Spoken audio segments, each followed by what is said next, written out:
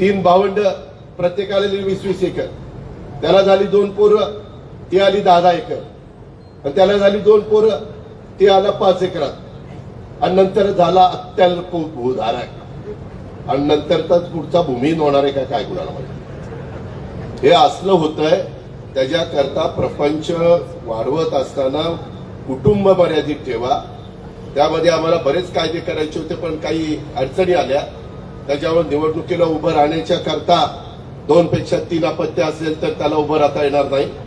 त्याच्यामध्ये आम्ही वेगळा विचार करत होतो की ज्या सवलती सरकार देतं त्या सगळ्या सवलती तुम्हाला पाहिजे असतील तर 2 पेक्षा 3रं अपत्य असेल तर त्याला मिळणार नाही. जो मर्यादित ठेवेल त्याला मिळेल. ज्याला पलटण वाढवायची वाढव बाबा, आमचं काय काय म्हणतात त्याची कृपा. तुझ्या आला तुझी कृपा आहे, त्याची कृपा. असं कुठं त्याची कृपेवरून पोरं झाली. एक जण म्हणले होते आंबा खाऊन पोरगे होतं, पण काय करते काय खाऊन काय होत आहे ते मी सांगायची गरज नाही. बरीच लोक बसलीत म्हणतील काय आज बडबडायला लागला. मला एवढंच तुम्हाला सगळ्यांना सांगायचंय, बाबांनो आपला प्रपंच आहे. आपल्या आजोबांनी, पंजोबांनी, बापांनी, आपण आता आपली पुढची पिढी करते, हे टिकलं पाहिजे. बापूंनी पण बोलत असताना